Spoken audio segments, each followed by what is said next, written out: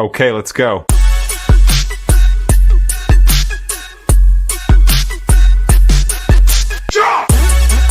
First of all, let's start with Lionel Messi. Lionel Messi broke the internet yesterday when he announced, all right, that he is coming to Inter Miami. Inter Miami, baby. Not the MLS. He's coming to the MLS here, right? And the internet went crazy. It was the number one trending topic in sports. He's going to play for Inter Miami CF right alongside his buddy Beckham. The Lionel Messi contract details. So he's going to get the highest salary ever, or the biggest signing in 27 years of the MLS. Is the history of the MLS. His terms include an option of part ownership of Inter Miami. Of course, you got to bring this guy for Inter Miami ownership. The terms include a cut of the revenue from new subscribers to Apple TV's MLS season pass streaming services. This guy is not only going to be an owner of a team, he's 36 years old. He's accomplished everything he needs to. This is his way of getting into owning a club. And what a better club than Miami right alongside Beckham, right? What a better team. Miami is flavorful, baby. I live here in Miami. Flavorful. You have the weather, the palm trees, the chicks. You know what I'm saying? Good looking people all over the damn place, like yours truly.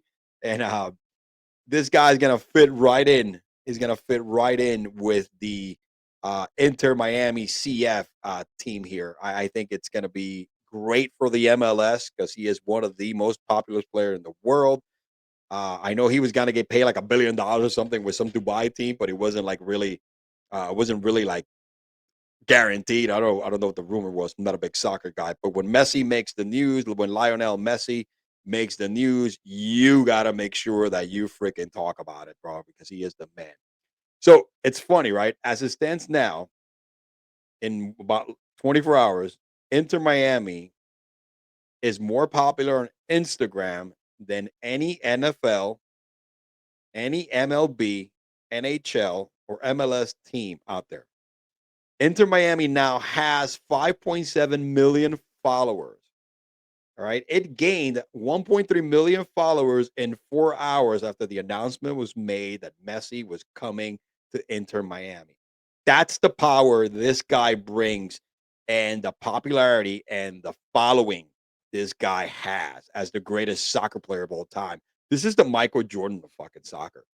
All right. He is the Wayne Gretzky of hockey or the Mario Lemieux. This guy is the Tom Brady of soccer and is international. So win-win for the club, win-win for Messi, win-win, I think, for the league. This might be where soccer starts becoming and competing with the other four major sports.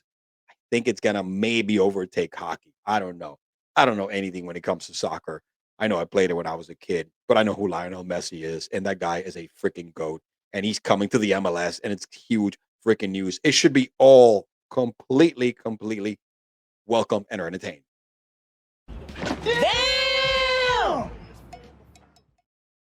We have Luiz Arraez, baby, MLB. My man, starting today, and I forget what time the game starts, is averaging a batting average of 403, baby. That's right. My man is on official chase for the 400 batting average. Last player to hit 400 in a season was Ted Williams for the Boston Red Sox in 19 freaking 41. My dad wasn't even born. He batted 406 for the Red Sox. That was the last guy ever to do this. That's pretty freaking wild, isn't it? There's been a few other players. I'm only going to give you the ones that have actually hit close to 400 or over 400 in the last 20 years. And let's start with 2003. Albert Pujols was a 388. That's how close he got to 400. Todd Helton in 2000 through 60 games, 392. Chipper Jones, Braves legend, third baseman, hit 409 in 2008 through 60 games. And the highest batting average through 60 games is Joe Mauer. I believe he played for the Minnesota Twins at 415 batting average. So what does this mean? Usually it's just one of those things that it's hard to hit 400 in today's game. The pitching is so much more advanced than everything else. So it's really hard to hit 400. But it's nice to see a good old fashioned complete to all sides of the field hitter. That's what Luiz Arraez is, which, this is not a fluke, right? He's batting 403 right now. He has a total of like 30 RBIs, one homer. This is your throwback prototype hitter to the 80s and 90s, right? Guy that can hit the ball to all fields, opposite field. Has 87 hits so far this season. Definitely trending for 200, 15 doubles. He is just doing it all. And remember, this guy with the Minnesota Twins, he's a career 326 guy. Look, 2019, he hit 334 for the Twins. 2020, 321, 2021, 294. Last year, before he signed with Miami, 316 batting average. This guy's not a slouch. This is what he does.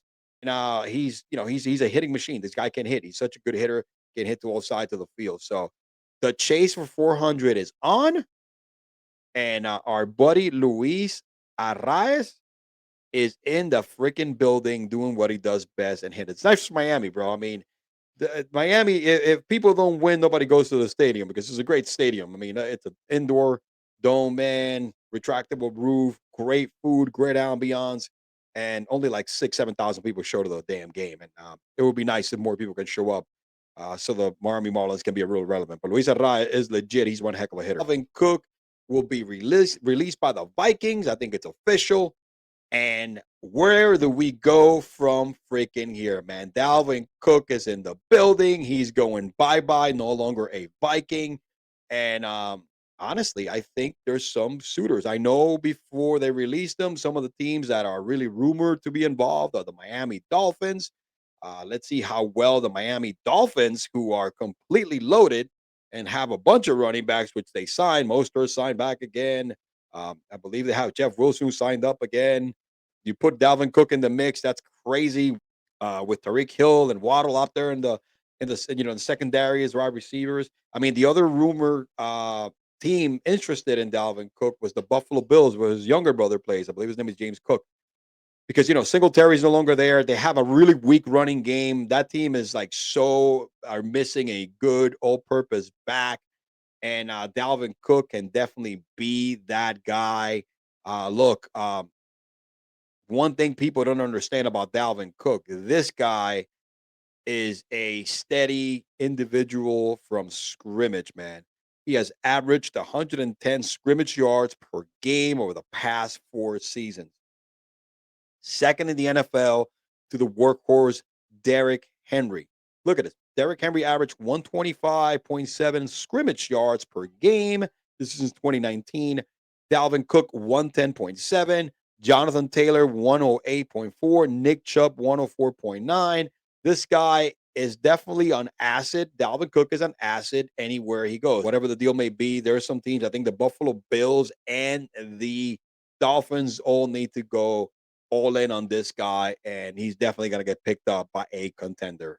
That's going to happen. In regards to Minnesota, I know they gave a little bit more money to Alexander Madison.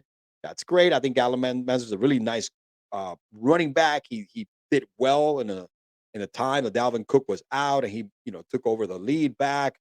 And honestly, I don't know if the kid is that workhorse, that daily workhorse.